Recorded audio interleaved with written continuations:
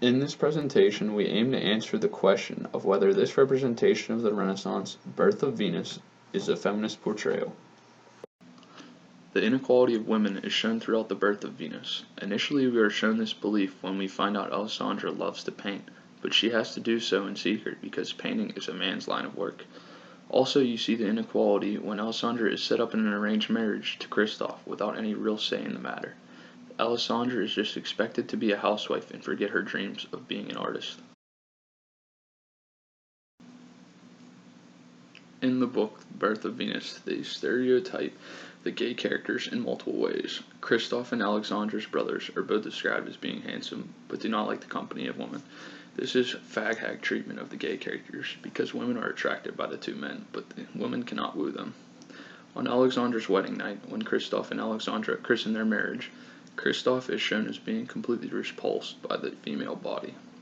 The scene is depicted as a gross encounter where Christoph cannot keep an erection and just tries to get Alessandra pregnant so they never have to do that again. The Birth of Venus is a book of historical fiction that revolves around a teenager named Alessandra. Alessandra is a young woman intrigued by the arts, but due to her being a woman, she cannot pursue her interests. Instead of being able to follow her own heart, her parents arrange a marriage with a much older man named Christoph. Later, Alessandra finds out her husband is in love with her brother. Alessandra ends up giving birth to her lover's child, then Alessandra becomes a nun and takes her own life.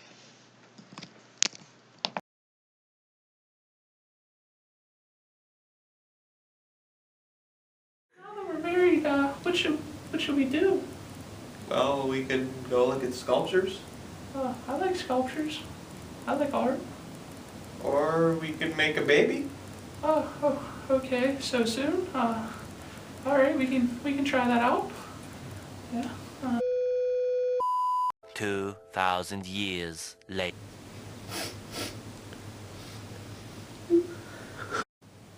I need a shower. 3:28 a.m. Hey, babe. Hey, I'm gonna go to the museum with your brother. Oh, okay, that's nice. I'm glad you're spending time with my brother. My pleasure. All right, have a good time. I will, thank you.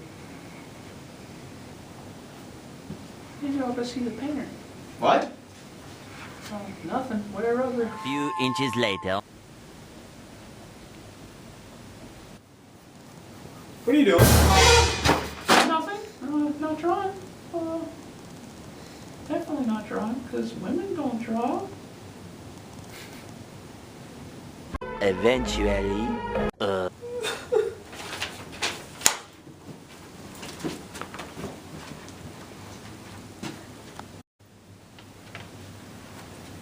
Oh, it's a letter for me.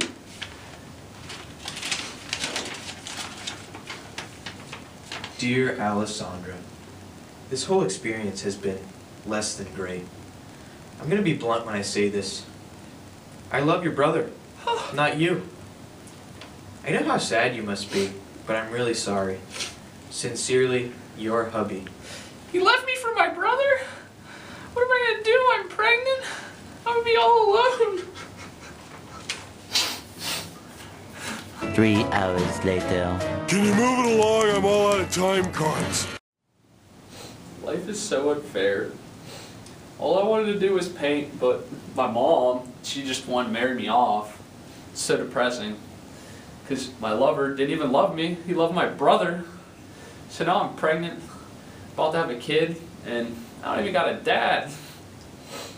The old narrator got tired of waiting, and they had to hire a new one. Now I'm a nun. The story represents the life of 15-year-old Alessandra, who falls victim by the norms of 15th century Florence. Even though she wants to pursue her passion in art because it was considered inappropriate for a young girl like herself, she is rather expected to marry and give birth to children. As Alexandra is incapable of having the artistic and social freedom she always dreamed of having, it is hard to see the story grasp the ideals of feminism. However, as we study this pop culture representation of 15th century Florence with the ideas of Dyer, we must not question the content being presented to us, but rather the feeling we get from it being presented. As we study the appeal of these feelings, we see that the series of obstacles and hardships Alexandra is forced to deal with are presented in a manner that is sublimating, taking the hostile feelings and controlling them for better ways.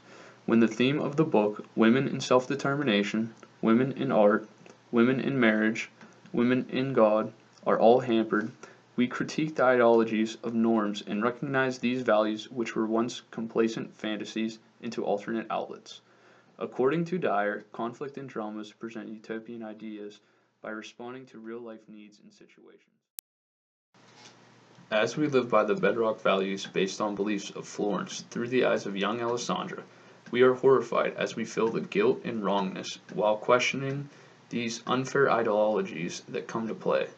Alexandra's story for liberty is a feminist portrayal of the Renaissance because it is the feminist gesture to show both the possibilities of social and sexual agency and the restraints by providing awareness to the audience.